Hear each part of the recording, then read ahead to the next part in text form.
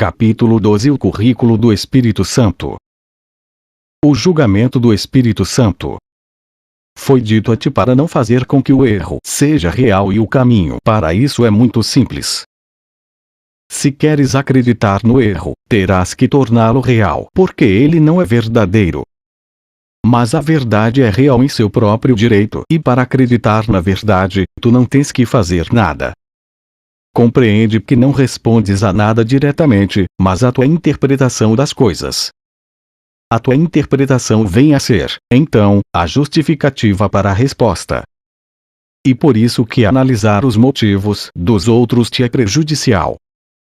Se decides que alguém está realmente tentando atacar-te, abandonar-te ou escravizar-te, reagirás como se ele, de fato, o tivesse feito, pois fizeste com que o seu erro seja real para ti. Interpretar o erro é dar-lhe poder, e tendo feito isso, tu não verás a verdade. A análise da motivação egótica é muito complicada, muito obscura e nunca é feita sem o envolvimento do teu próprio ego. Todo o processo representa uma tentativa clara de demonstrar a tua própria capacidade de compreender o que percebes. Isso é comprovado pelo fato de que reages às tuas interpretações como se elas fossem corretas. Podes, então, controlar as tuas reações a nível de comportamento, mas não a nível emocional. Isso obviamente seria uma quebra ou um ataque à integridade da tua mente, colocando um nível contra outro dentro dela.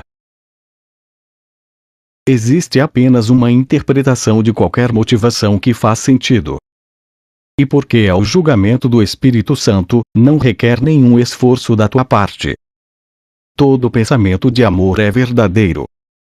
Tudo o mais é um apelo por cura e ajuda, independente da forma que tome. É possível justificar alguém que responde com raiva ao pedido de ajuda de um irmão. Nenhuma resposta pode ser apropriada exceto a disponibilidade de lhe dar ajuda, pois é isso e só isso o que ele está pedindo. Oferecendo qualquer outra coisa, estás assumindo o direito de atacar a sua realidade, interpretando-a como consideras adequado. Talvez o perigo disso para a tua própria mente não esteja ainda totalmente claro. Se acreditas que um apelo por ajuda é alguma outra coisa, reagirás a alguma outra coisa. A tua resposta será, então, inadequada à realidade tal como ela é, mas não à tua percepção da realidade. Não existe nada que te impeça de reconhecer todos os pedidos de ajuda exatamente pelo que são, exceto a tua própria necessidade imaginária de atacar. É apenas isso o que faz com que estejas disposto a te engajares em batalhas sem fim com a realidade, nas quais negas a realidade da necessidade da cura, fazendo com que ela seja irreal. Não farias isso a não ser devido à recusa da tua vontade em aceitar a realidade tal como ela é, afastando-a, portanto, de ti mesmo. Com certeza é um bom conselho te dizer que não julgues o que não compreendes. Ninguém que tenha um investimento pessoal é uma testemunha confiável, pois para ele a verdade veio a ser o que ele quer que seja. Se te recusas a perceber um pedido de ajuda pelo que é porque te recusas a dar e receber ajuda. Não reconhecer um pedido de ajuda é recusar ajuda. Afirmarias que não precisas dela. E, no entanto, é o que estás afirmando quando te recusas a reconhecer o apelo de um irmão, pois só respondendo ao apelo que ele te faz é que podes ser ajudado. Nega o teu auxílio a ele e não reconhecerás a resposta de Deus para ti. O Espírito Santo não precisa da tua ajuda para interpretar a motivação, mas tu precisas da sua. Só a apreciação é uma resposta adequada para o teu irmão. A gratidão é devida a ele tanto por seus pensamentos amorosos como pelos seus pedidos de ajuda, pois ambos são capazes de trazer o amor à tua consciência, se os perceberes verdadeiramente. E todo o teu senso de tensão provém das tuas tentativas de não fazeres apenas isso. Como é simples, então, o plano de Deus para a salvação. Existe apenas uma resposta para a realidade, posto que ela não faz surgir qualquer conflito. Existe apenas um professor da realidade que compreende o que ela é. Ele não muda propriamente acerca da realidade, porque a realidade não muda. Embora as tuas interpretações da realidade sejam sem significado no teu estado dividido, as suas permanecem consistentemente verdadeiras. Ele as dá-te porque elas são para ti. Não tentes ajudar um irmão a teu modo, porque não és capaz de ajudar a ti mesmo. Mas escuta o seu chamado pela ajuda de Deus e reconhecerás a tua própria necessidade do Pai. As tuas interpretações das necessidades do teu irmão são interpretações das tuas próprias necessidades. Dando ajuda estarás pedindo, e se perceberes apenas uma única necessidade em ti mesmo, estarás curado. Pois estarás reconhecendo a resposta de Deus como queres que ela seja, e se a queres na verdade, ela será verdadeiramente tua. Todo apelo a que respondes em nome de Cristo traz para mais perto da tua consciência a lembrança do teu Pai. Assim sendo, em favor da tua necessidade, ouve todo pedido de ajuda como ele é, de forma que Deus possa responder a ti. Aplicando a interpretação que o Espírito Santo faz das reações dos outros cada vez mais consistentemente, ganharás uma consciência crescente de que os seus critérios são igualmente aplicáveis a ti. Pois reconhecer o medo não é suficiente para escapares dele, embora o reconhecimento seja necessário para demonstrar a necessidade de escapar. Ainda é necessário que o Espírito Santo traduza o medo em verdade. Se fosses deixado com o medo, depois de tê-lo reconhecido, estarias dando um passo para mais longe da realidade, ao invés de estar avançando em sua direção. Entretanto, repetimos constantemente a necessidade de reconhecer o medo e enfrentá-lo sem disfarces, como um passo crucial para o desfazer do ego. Considera, então, o quanto te servirá a interpretação que o Espírito Santo dá aos motivos dos outros. Tendo-te ensinado a só aceitar nos outros pensamentos amorosos e a considerar todas as outras coisas como um pedido de ajuda, ele te ensinou que o medo em si mesmo é um pedido de ajuda. É isso o que realmente significa reconhecer o medo. Se não protegeres o medo, ele vai reinterpretá-lo. Esse é o valor máximo que há em se aprender a perceber o ataque como um pedido de amor. Nós já aprendemos que o medo e o ataque estão inevitavelmente associados. Se apenas o ataque produz medo e se vês o ataque como o pedido de ajuda que de fato é, a irrealidade do medo tem que despontar em ti. Pois o medo é um pedido de amor, em reconhecimento inconsciente do que foi negado. O medo é um sintoma do teu próprio sentimento profundo de perda. Se, ao perceberes esse sentimento nos outros, aprendes a suprir a perda, a causa básica do medo é removida. Através disso, ensinas a ti mesmo que o medo não existe em ti. O meio de removê-lo está em ti mesmo, e demonstras isso dando-o. Medo e amor são as únicas emoções de que és capaz. Uma é falsa, pois foi feita a partir da negação, e a negação depende da crença no que foi negado para sua própria existência. Ao interpretar o medo corretamente, como uma afirmação positiva da crença subjacente que ele mascara, estás minando a utilidade percebida nele, tornando-o inútil. As defesas que não funcionam em absoluto são automaticamente descartadas. Se elevas aquilo que o medo oculta a uma predominância clara e inequívoca, o medo passa a ser sem significado.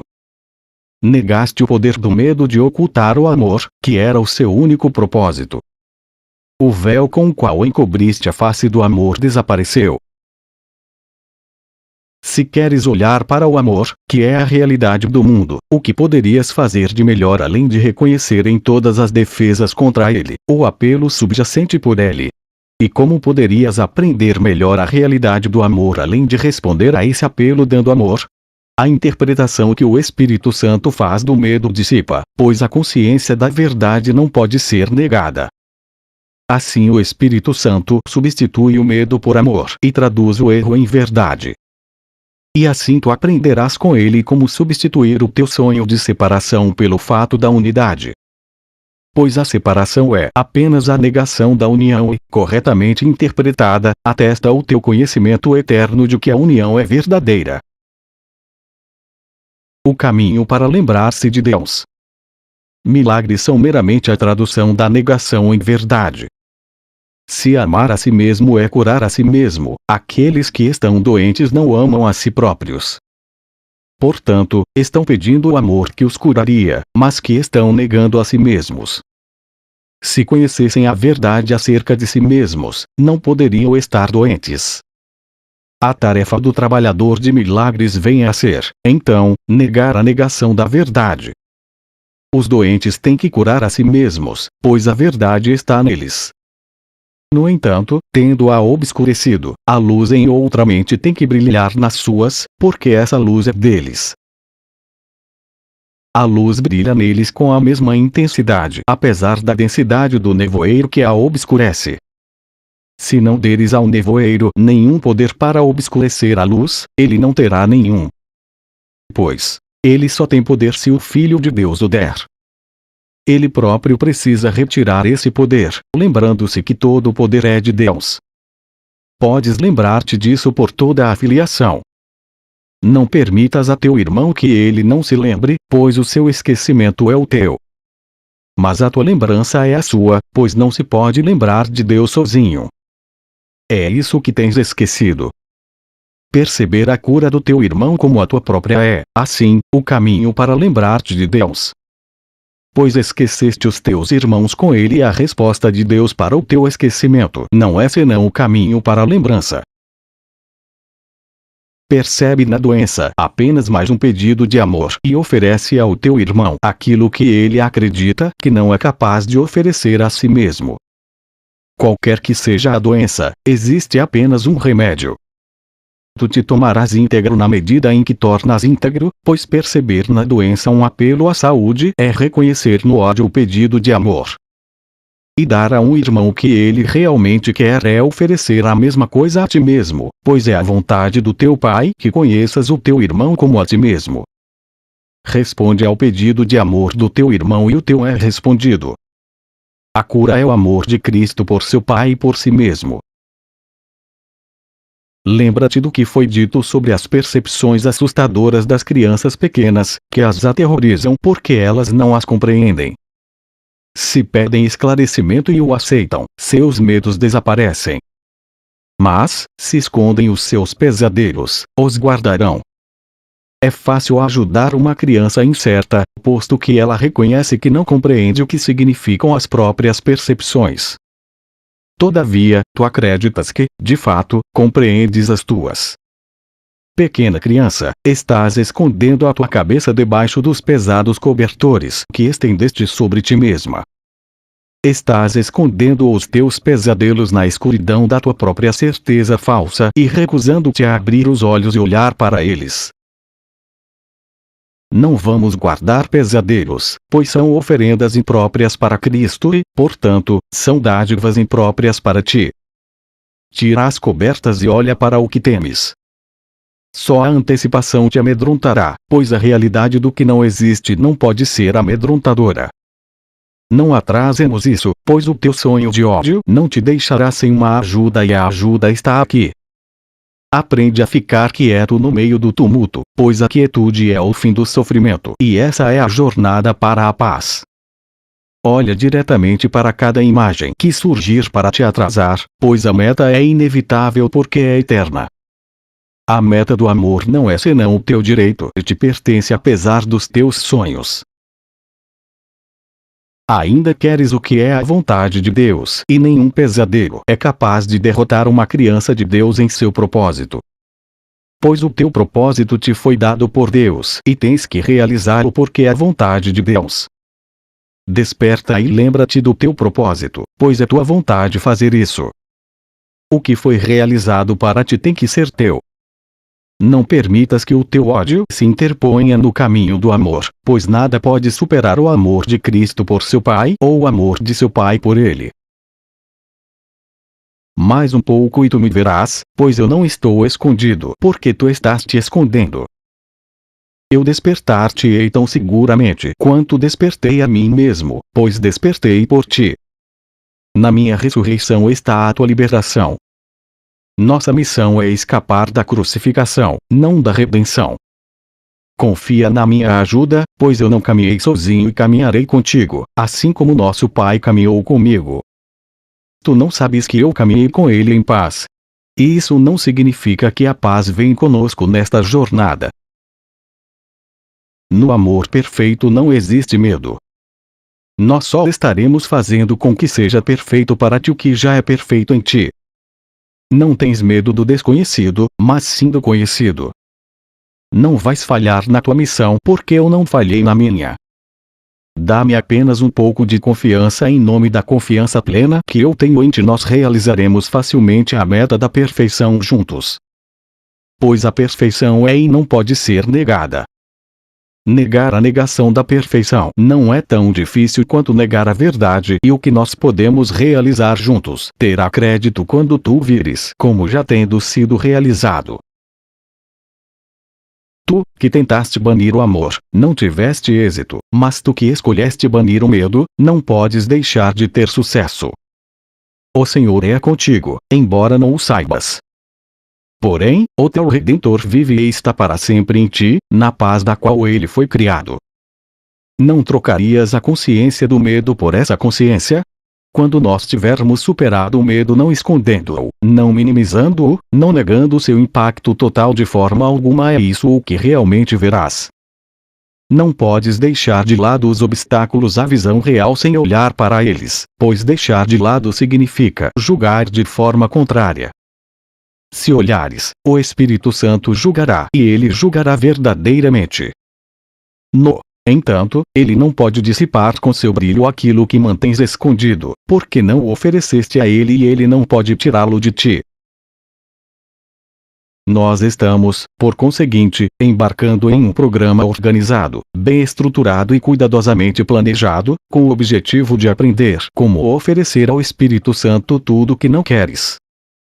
Ele sabe o que fazer com essas coisas. Tu não compreendes como usar o que ele conhece. Qualquer coisa dada a ele que não seja de Deus, desaparece. Contudo, tu mesmo tens que olhar para isso com perfeita disponibilidade, pois de outro modo seu conhecimento permanece sendo inútil para ti. Certamente ele não falhará em ajudar-te, pois a ajuda é o seu único propósito. Não tens mais razão para ter medo do mundo tal como o percebes, do que para olhar para a causa do medo e assim deixar que ele se vá para sempre. O investimento na realidade. Uma vez eu te pedi que vendesses tudo o que tinhas, que o desses aos pobres e me seguisses. O que eu queria dizer era isso. Se não tens nenhum investimento em coisa alguma desse mundo, podes ensinar aos pobres onde está o tesouro que lhes pertence. Os pobres são simplesmente aqueles que investiram de forma errada e eles, de fato, são pobres. Posto que estão em necessidade, te é dado ajudá-los, já que estás entre eles. Considera com que perfeição a tua lição seria aprendida se não estivesses disposto a compartilhar essa pobreza. Pois pobreza é falta e existe apenas uma falta, uma vez que existe apenas uma necessidade. Suponhas que um irmão insista para que faças algo que achas que não queres fazer. A própria insistência do teu irmão deveria dizer-te que ele acredita que a salvação está nisso. Se insistes em recusar e vivencias uma reação rápida de oposição, estás acreditando que a tua salvação está em não fazer isso. Nesse caso, estás cometendo o mesmo equívoco que ele e estás fazendo com que o seu erro seja real para os dois. Insistência significa investimento, e aquilo em que investes está sempre relacionado com a tua noção de salvação. A questão sempre se divide em duas. Em primeiro lugar, o que tem que ser salvo. E em segundo lugar, como pode ser salvo. Sempre que ficas com raiva de um irmão, por qualquer motivo que seja, estás acreditando que o ego tem que ser salvo e salvo pelo ataque. Se ele ataca, estás concordando com essa crença e, se tu atacas, estás reforçando-a. Lembra-te que aqueles que atacam são pobres.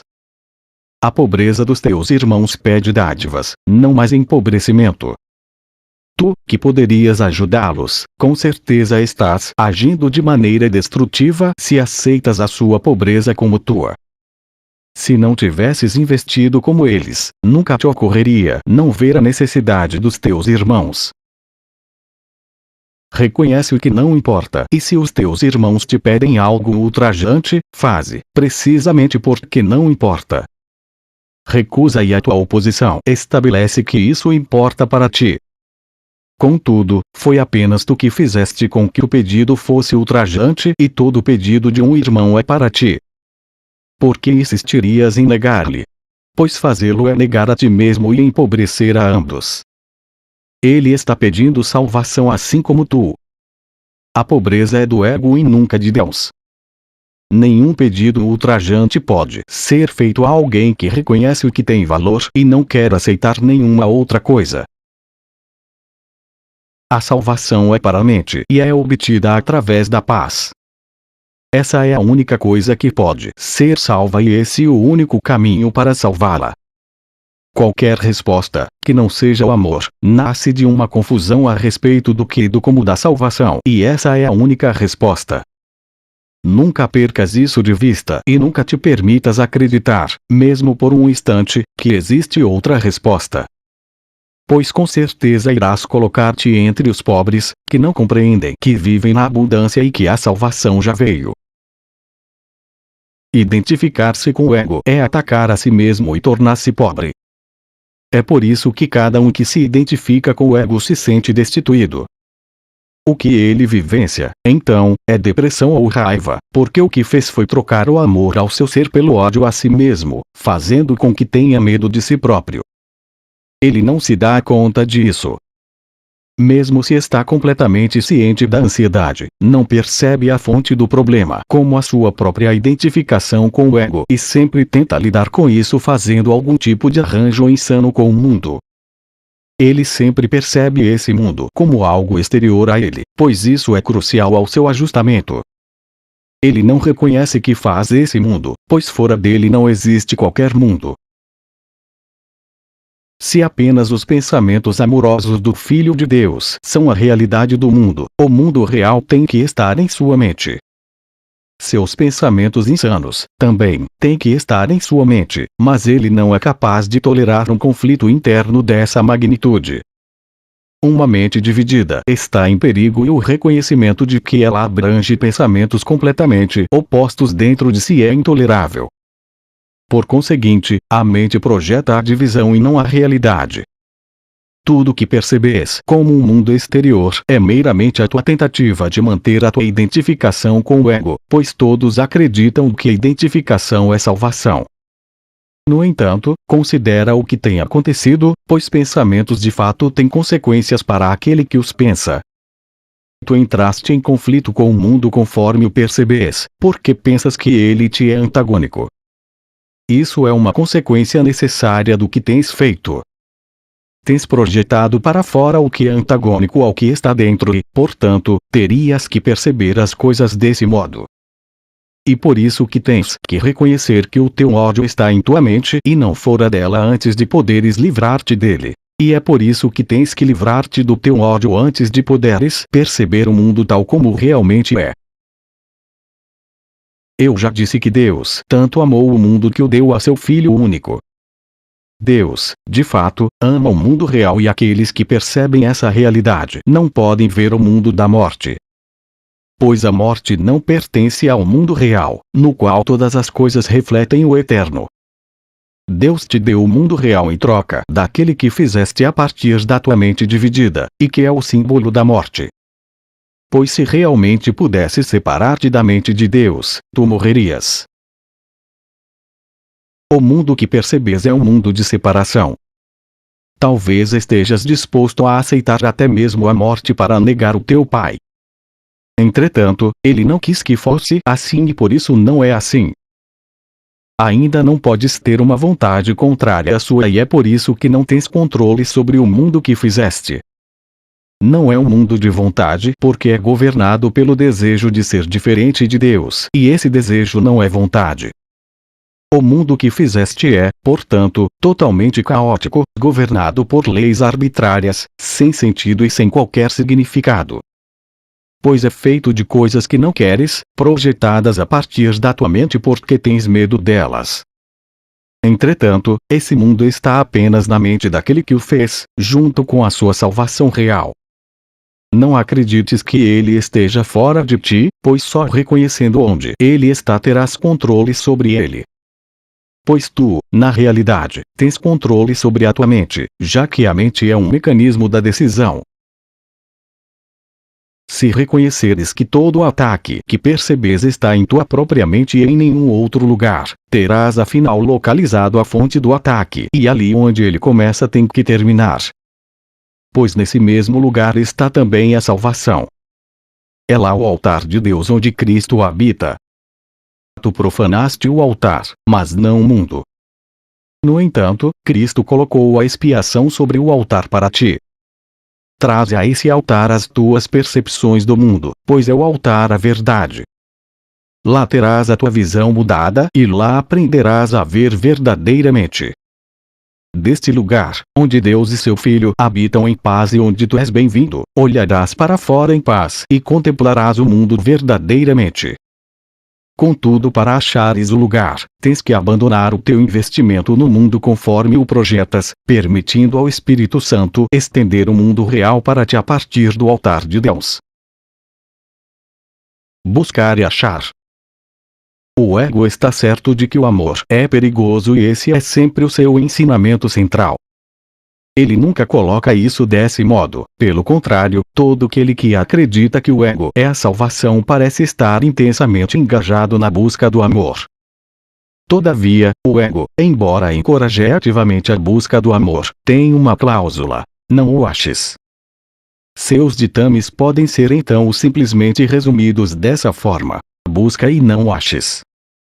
Essa é a única promessa que o ego te faz e a única que cumprirá. Pois o ego persegue a sua meta como uma insistência fanática e seu julgamento, embora seriamente deteriorado, é completamente consistente. A busca que o ego empreende está, portanto, condenada a fracassar. E uma vez que ele também ensina que está identificado contigo, a sua orientação te conduz a uma jornada que necessariamente terminará na percepção do teu próprio fracasso.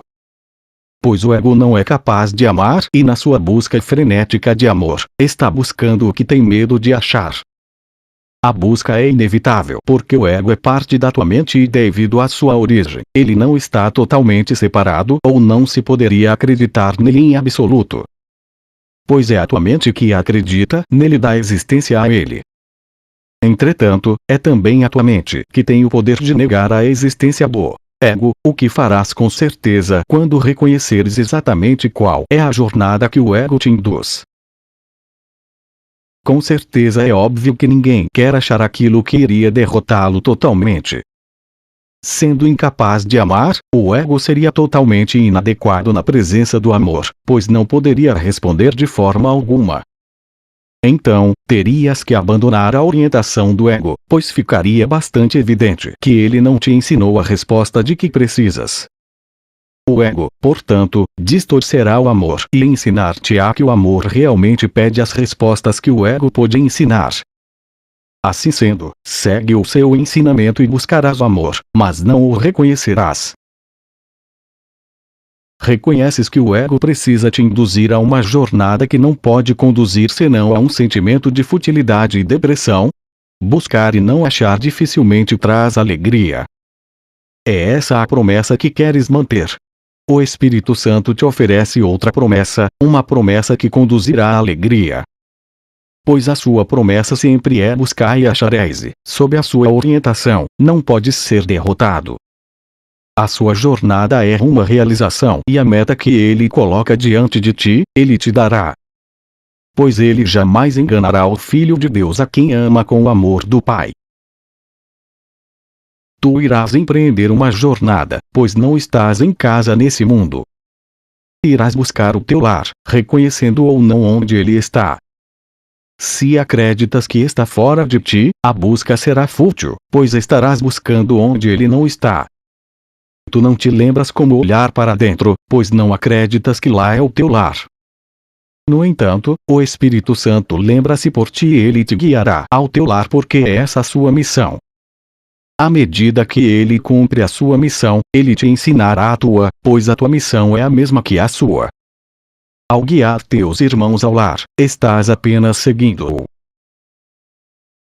Contempla o guia que o teu pai te deu para que possas aprender que tens vida eterna. Pois a morte não é a vontade do teu pai e nem a tua, e tudo que é verdadeiro é a vontade do pai. Tu não pagas nenhum preço pela vida, pois ela te foi dada, mas pagas um preço pela morte, um preço muito pesado. Se a morte é o teu tesouro, venderás tudo o mais para comprá-la. E acreditarás que a compraste porque terás vendido todo o resto. No entanto, não podes vender o reino do céu. A tua herança não pode ser comprada nem vendida. Não podem existir partes deserdadas da filiação, pois Deus é íntegro e todas as suas extensões são como Ele. A expiação não é o preço da tua integridade, mas é o preço da tua consciência da tua integridade. Pois o que escolheste vender tinha que ser guardado para ti, já que não o poderias comprar de volta. Todavia, tens que investir nisso, não com dinheiro, mas com espírito. Pois espírito é vontade e vontade é o preço do reino. A tua herança aguarda apenas o reconhecimento de que foste redimido. O Espírito Santo te guia à vida eterna, mas tu precisas abandonar o teu investimento na morte ou não verás a vida, apesar dela estar em tudo à tua volta. O currículo são: só o amor é forte porque não é dividido. O forte não ataca porque não vê nenhuma necessidade de fazê-lo. Antes que a ideia do ataque possa entrar em tua mente, é preciso que tenhas te percebido fraco. Como atacaste a ti mesmo e acreditaste que o ataque foi eficaz, contemplas a ti mesmo como enfraquecido. Não mais percebendo os teus irmãos como teus iguais e considerando-te mais fraco, tentas igualar a situação que fizeste. Usas o ataque para isso, porque acreditas que o ataque teve sucesso em enfraquecer-te. É por isso que o reconhecimento da tua própria invulnerabilidade é tão importante para a restauração da tua sanidade. Pois se aceitas a tua invulnerabilidade, estás reconhecendo que o ataque não tem efeito. Embora tenhas atacado a ti mesmo, estarás demonstrando que nada aconteceu realmente. Portanto, ao atacares, tu nada fizeste. Uma vez que tiveres reconhecido isso, já não verás qualquer sentido no ataque, pois ele obviamente não funciona e não pode proteger-te. Entretanto, o reconhecimento da tua invulnerabilidade tem mais do que um valor negativo. Se os teus ataques a ti mesmo fracassaram no sentido de enfraquecer-te, ainda és forte. Não tens, portanto, nenhuma necessidade de igualar a situação para estabelecer a tua força. Nunca vais reconhecer a total inutilidade do ataque a não ser reconhecendo que o teu ataque a ti mesmo não tem efeitos. Pois os outros reagem ao ataque se o percebem e, se estás tentando atacá-los, não serás capaz de evitar interpretar isso como uma confirmação. O único lugar onde podes cancelar toda confirmação é em ti mesmo. Pois tu és sempre o primeiro alvo do teu ataque, se isso nunca aconteceu, não tem consequências. O amor do Espírito Santo é a tua força, pois a tua está dividida e não é, portanto, real. Não podes confiar no teu próprio amor quando atacas. Não podes aprender sobre o amor perfeito com a mente dividida, porque a mente dividida fez de si mesma um aprendiz deficiente. Tu tentaste fazer com que a separação fosse eterna, porque querias reter as características da criação, mas com teu próprio conteúdo. No entanto, a criação não pertence a ti e aprendizes deficientes necessitam de ensino especial. Tu tens deficiências de aprendizado em um sentido muito literal. Há áreas nas tuas capacidades de aprendizado tão deterioradas, que só podes progredir sob constante e clara orientação dada por um professor que pode transcender os teus recursos limitados. Ele vem a ser o teu recurso, porque por ti mesmo não podes aprender. A situação de aprendizado em que te colocaste é impossível e nessa situação obviamente requeres um professor especial e um currículo especial. Aprendizes deficientes não são uma boa escolha enquanto professores, nem para si mesmos, nem para nenhuma outra pessoa. Dificilmente te voltarias para eles a fim de estabelecer o currículo através do qual pudessem escapar das suas próprias limitações. Se compreendessem o que está além de si mesmos, não seriam deficientes. Tu não conheces o significado do amor, e é essa a tua deficiência. Não tentes ensinar a ti mesmo o que não compreendes, e não tentes estabelecer metas para o currículo quando as tuas claramente falharam. A meta do teu aprendizado tem sido não aprender, e isso não pode levar ao sucesso do aprendizado. Tu não podes transferir o que não aprendeste, e a deterioração da capacidade de generalizar é um fracasso crucial do aprendizado. Pedirias àqueles que fracassaram em aprender que te dissessem para que servem os recursos de aprendizado. Eles não sabem. Se pudessem interpretar os recursos corretamente, teriam aprendido com eles. Eu tenho dito que a regra do ego é busca e não aches. Traduzida em termos curriculares, isso quer dizer tenta aprender, mas não tenha sucesso. O resultado dessa meta curricular é óbvio. Todo recurso legítimo de aprendizado, toda a instrução real, toda a orientação sensata no aprendizado serão interpretados equivocadamente, já que tudo isso serve para facilitar o aprendizado contra o qual se coloca esse estranho currículo. Se estás tentando aprender como não aprender, o objetivo do teu ensino é derrotar o próprio propósito. O que podes esperar além de confusão? Tal currículo não faz sentido. Essa tentativa de aprender de tal forma enfraqueceu a tua mente, que não podes amar, pois o currículo que escolheste é contra o amor e não passa de um curso que te ensina como atacar a ti mesmo. Uma meta suplementar desse currículo é aprender como não superar a divisão que dá credibilidade ao seu objetivo básico.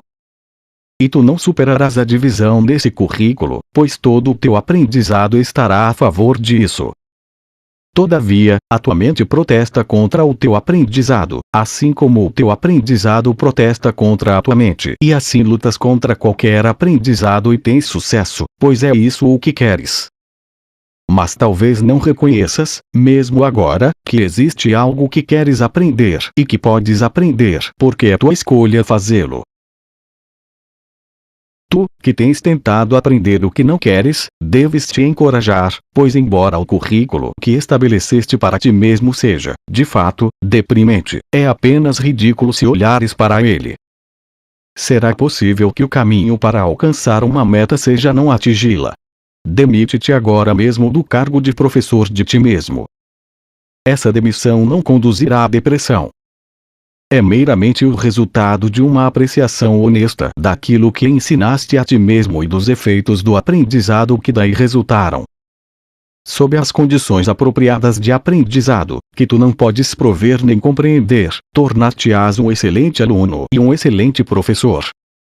Mas ainda não é assim e não será assim enquanto toda a situação de aprendizado que estabeleceste não for revertida.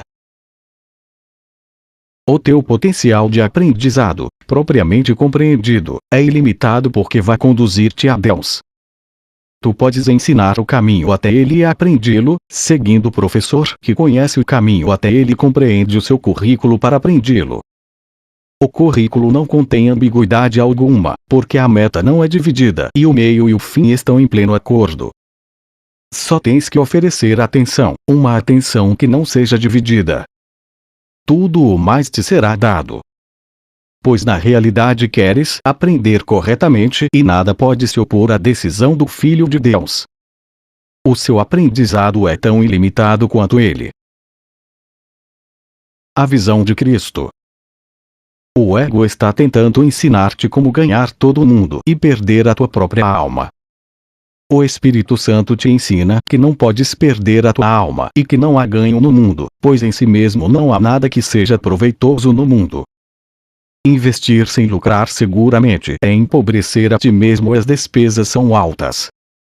Não só não há lucro no investimento, como o custo para ti é enorme. Pois esse investimento te custa a realidade do mundo, pois nega a tua e nada te dá em troca. Não podes vender a tua alma, mas podes vender a consciência que tens dela. Não podes perceber a tua alma, mas não a conhecerás enquanto perceberes alguma outra coisa como mais valiosa. O Espírito Santo é a tua força porque ele só te conhece como Espírito. Ele é perfeitamente ciente de que não conheces a ti mesmo e perfeitamente ciente de como ensinar-te a lembrar do que és. Como ele te ama, ensinar-te a de bom grado que ele ama. Pois é sua vontade compartilhar isso. Lembrando-se sempre de ti, ele não pode deixar que te esqueças do teu valor. Pois o pai nunca cessa de lembrar-lhe do seu filho e ele nunca cessa de lembrar o pai a seu filho. Deus está na tua memória por causa dele. Escolhes esquecer o teu pai, mas não queres realmente fazê-lo, e, portanto, podes decidir outra coisa. Assim como foi a minha decisão, assim é a tua. Não queres o mundo. A única coisa de valor que existe nele são aquelas partes para as quais olhas com amor. Isso lhe dá a única realidade que jamais terá. O seu valor não está nele mesmo, mas o teu próprio valor está em ti. Como a valorização do ser vem da extensão do ser, assim também a percepção do valor do ser vem da extensão dos pensamentos amorosos para o que está fora. Faze com que o mundo seja real para contigo, pois o mundo real é a dádiva do Espírito Santo e, portanto, pertence a ti. A correção é para todos os que não podem ver. Abrir os olhos dos cegos é a missão do Espírito Santo, pois ele sabe que eles não perderam a sua visão, mas meramente dormem. Ele quer despertá-los do sono do esquecimento para a lembrança de Deus. Os olhos de Cristo estão abertos e ele olhará para qualquer coisa que vejas com amor, se aceitares como tua a sua visão. O Espírito Santo guarda a visão de Cristo para todo filho de Deus que dorme. Em sua visão, o Filho de Deus é perfeito e ele anseia por compartilhar a sua visão contigo. Ele te mostrará o mundo real porque Deus te deu o céu. Através dele, o teu pai chama o seu filho à lembrança. O despertar do seu filho começa com seu investimento no mundo real e por meio disso ele aprenderá a reinvestir em si mesmo. Pois a realidade é una com o Pai e o Filho, e o Espírito Santo abençoa o mundo real em nome deles. Quando tiveres visto esse mundo real, como certamente verás, tu te lembrarás de nós. Todavia tens que aprender o custo do sono e recusar-te a pagá-lo. Só então vais decidir despertar. E assim o mundo real saltará à tua vista, pois Cristo nunca esteve dormindo. Ele está esperando para ser visto, pois ele nunca te perdeu de vista. Ele olha a inquietude para o mundo real, o qual quer compartilhar contigo, porque ele conhece o amor do Pai por ele. E conhecendo isso, ele quer te dar o que é teu.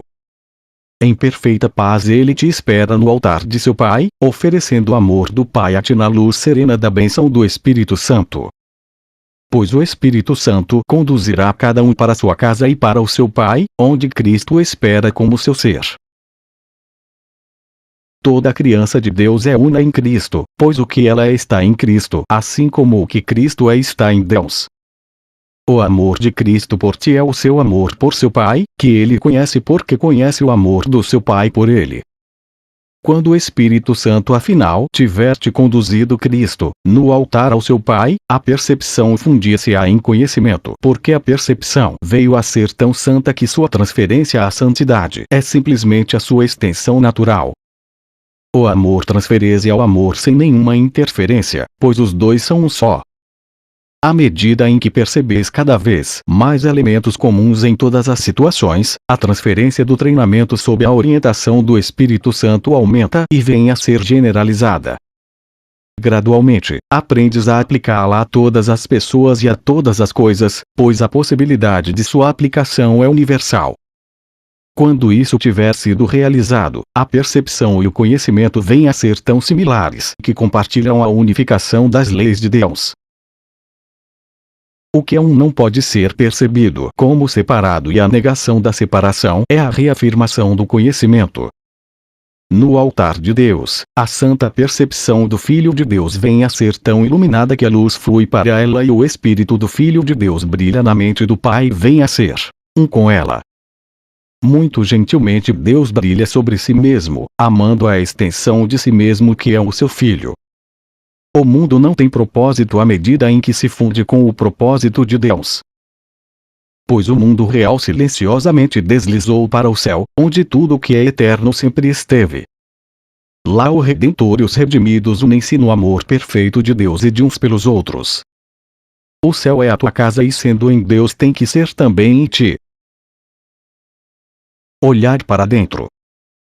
Os milagres demonstram que o aprendizado ocorreu sob a orientação certa, pois o aprendizado é invisível e o que foi aprendido só pode ser reconhecido pelos seus resultados. Sua generalização é demonstrada à medida em que o usas em um número cada vez maior de situações. Reconhecerás que aprendeste que não existe ordem de dificuldades em milagres quando os aplicares a todas as situações. Não existe nenhuma situação a qual os milagres não se apliquem e aplicando-os a todas as situações ganharás o mundo real. Pois nesta percepção santa a integridade ser-te-á restaurada. E da tua aceitação da expiação para ti mesmo ela se irradiará a todos aqueles que o Espírito Santo te enviar para a tua bênção. Em toda criança de Deus está a sua bênção e na tua bênção às crianças de Deus está a sua bênção a ti. Todos no mundo têm que desempenhar seu próprio papel na sua redenção de forma a reconhecerem que o mundo foi redimido. Não podes ver o invisível.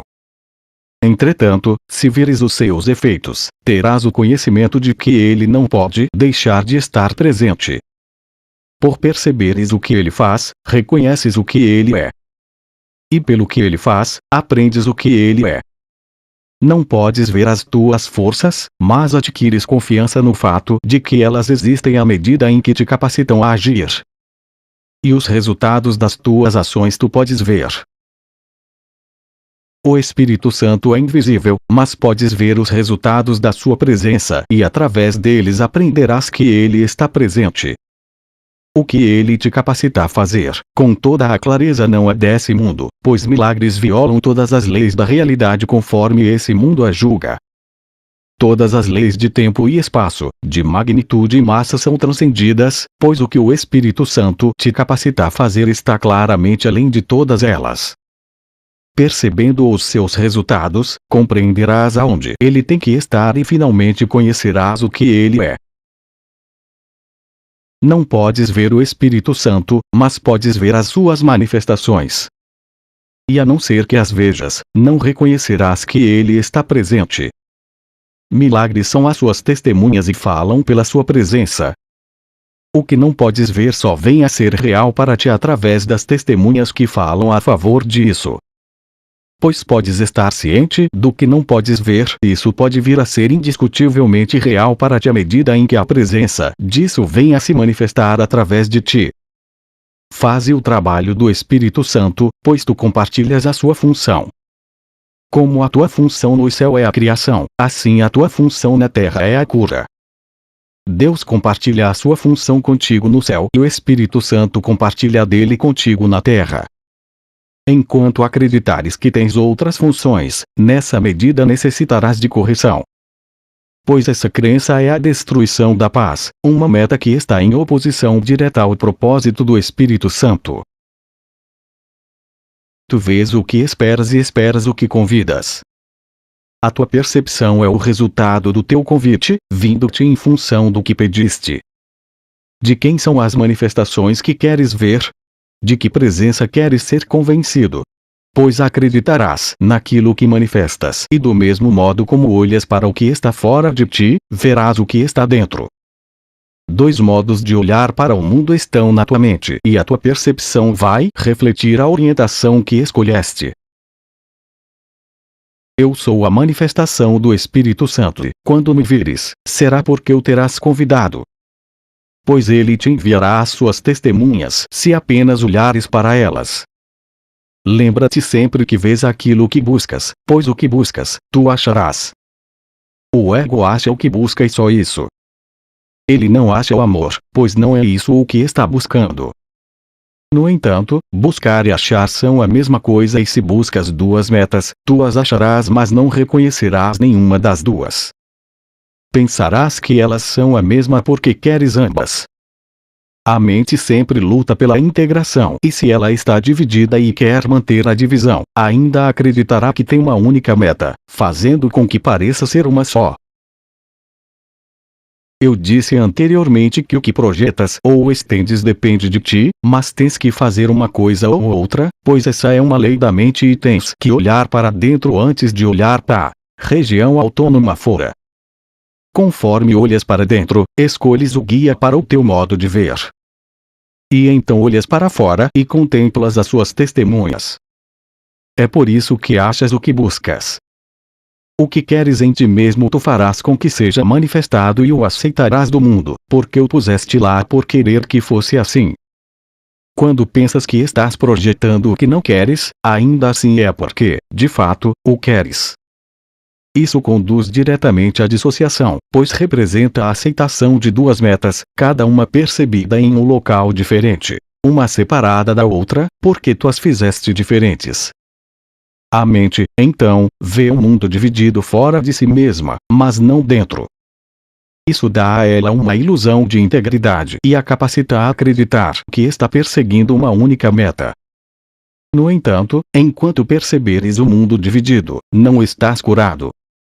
Pois estar curado é perseguir uma única meta, porque só aceitaste uma e queres apenas uma. Quando quiseres só o amor, não verás nenhuma outra coisa. A natureza contraditória das testemunhas que percebes é meramente um reflexo dos teus convites conflitantes. Olhaste para a tua mente e aceitaste lá a oposição, tendo-a buscado lá. Mas não acredites, então, que as testemunhas pela oposição são verdadeiras, pois elas somente atestam a tua decisão a respeito da realidade, devolvendo-te as mensagens que tu lhes deste. Também o amor é reconhecido pelos seus mensageiros. Se fazes com que o amor se manifeste, seus mensageiros virão a ti porque os convidaste.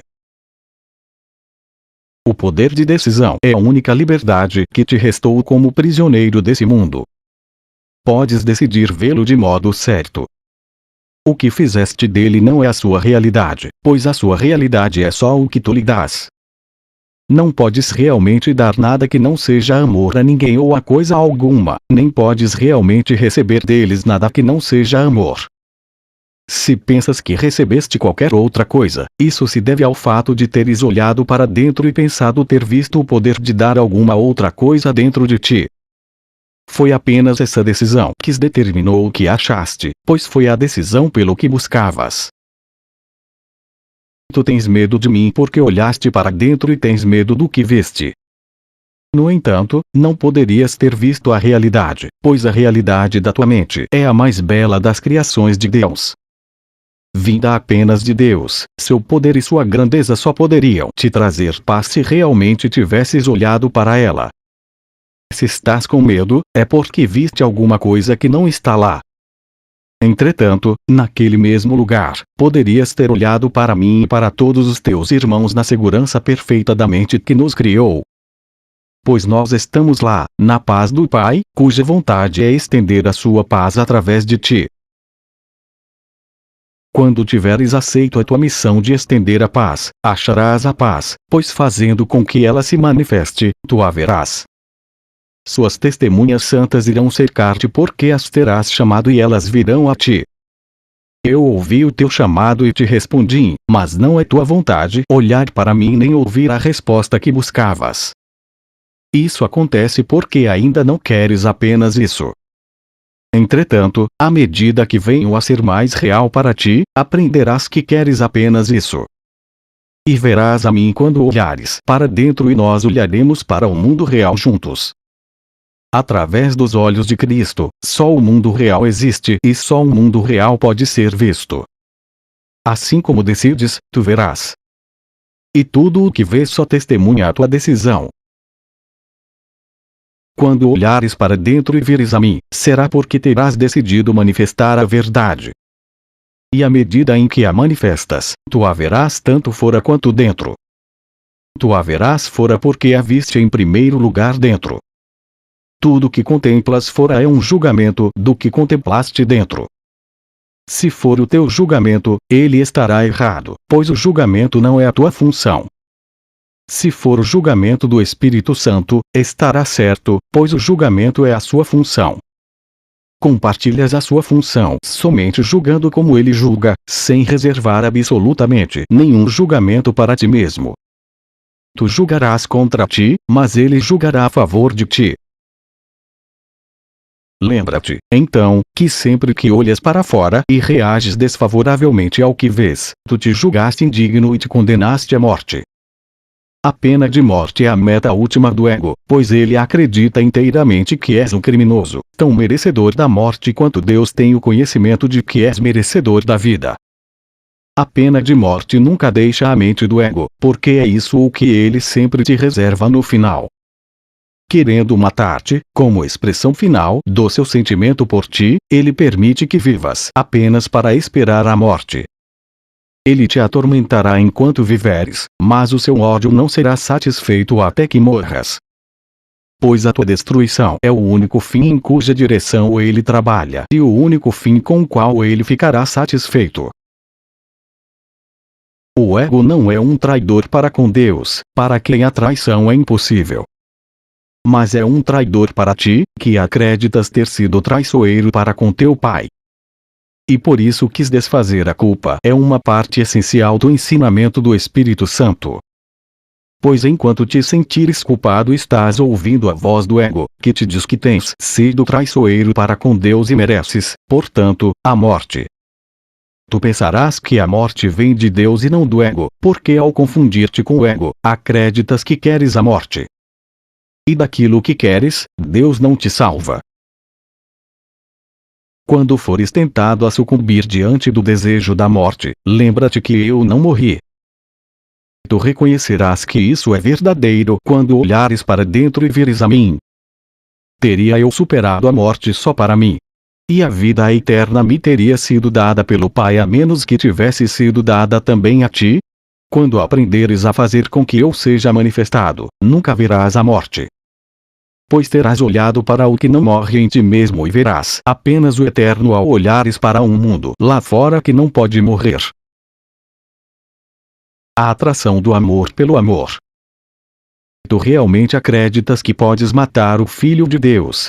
O Pai escondeu o seu Filho com segurança dentro de si mesmo e o manteve muito distante dos teus pensamentos destrutivos, mas tu não conheces nem o Pai nem o Filho por causa deles.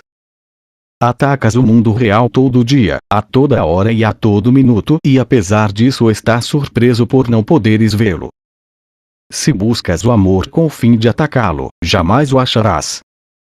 Pois se o amor é compartilhar, como podes achá-lo a não ser através dele mesmo? Oferece-o e ele virá a ti, porque ele é atraído para si mesmo. Mas se ofereces o ataque, o amor permanecerá escondido, pois ele só pode viver em paz. O Filho de Deus está tão seguro quanto seu Pai, pois o Filho conhece a proteção de seu Pai e não pode ter medo. O amor do seu Pai o mantém em perfeita paz e não necessitando de nada, ele não pede nada. Entretanto, ele, que é o teu ser, está longe de ti, pois escolheste atacá-lo e ele desapareceu da tua vista em seu Pai. Ele não mudou, mas tu sim.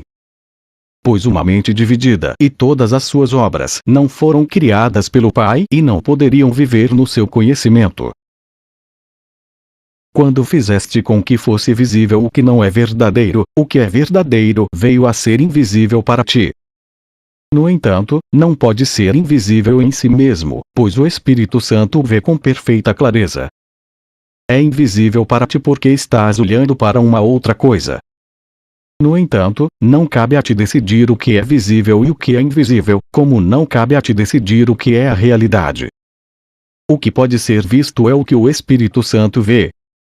A definição da realidade é de Deus e não tua. Ele a criou e ele conhece o que ela é. Tu, que conheces, esqueceste. Se ele não tivesse te dado um caminho para lembrares, terias te condenado ao esquecimento. Devido ao amor do teu Pai, nunca poderás esquecê-lo, pois ninguém é capaz de esquecer o que o próprio Deus colocou em sua memória. Podes negá-lo, mas não podes perdi-lo.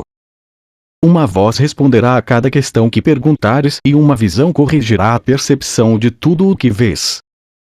Pois o que fizeste com que fosse invisível é a única verdade e o que não ouviste é a única resposta. Deus quer que tu voltes a unir-te contigo mesmo e não te abandonou em tua aflição. Estás esperando apenas por Ele e não tens conhecimento disso. No entanto, a sua memória brilha na tua mente e não pode ser obliterada. Não é mais passada do que futura, sendo eterna para sempre. Tu só tens que pedir essa memória e vais te lembrar. Todavia, a memória de Deus não pode brilhar na mente que a obliterou e quer mantê-la assim. Pois a memória de Deus só pode nascer na mente que escolhe lembrar e que abandonou o desejo insano de controlar a realidade. Tu, que nem sequer podes controlar a ti mesmo, dificilmente deverias aspirar controlar o universo. Mas olha para o que fizeste do universo e regozija-te por não ser assim. Filho de Deus, não te contentes com nada. O que não é real não pode ser visto e não tem valor. Deus não poderia oferecer ao seu filho o que não tem valor e nem seu filho poderia recebê-lo. Foste redimido no instante em que pensaste que o tinhas desertado. Tudo o que fizeste nunca existiu e é invisível porque o Espírito Santo não o vê. Entretanto, o que ele vê é teu para que tu contemples, e, através da sua visão, a tua percepção é curada. Fizeste com que fosse invisível a única verdade que esse mundo contém. Valorizando o nada, buscaste o nada. Fazendo com que o nada fosse real para ti, viste o nada. Mas isso não existe. E Cristo é invisível para ti devido ao que fizeste com que fosse visível para ti. No entanto, não importa quanta distância tentaste interpor entre a tua consciência e a verdade. O Filho de Deus pode ser visto porque a sua visão é compartilhada. O Espírito Santo olha para ele e não vê nenhuma outra coisa em ti. O que é invisível para ti é perfeito em sua vista e abrange tudo. Ele lembrou-se de ti porque não esqueceu o Pai. Tu olhaste para o irreal e achaste o desespero. Todavia, buscando o irreal, que outra coisa poderias achar? O mundo irreal é algo desesperador, pois nunca poderá ser. E tu, que compartilhas o ser de Deus com ele, nunca poderias te contentar sem a realidade. O que Deus não te deu não tem poder sobre ti e a atração do amor pelo amor permanece irresistível. Pois é a função do amor unir todas as coisas em si mesmo e manter todas as coisas juntas por estender a sua integridade.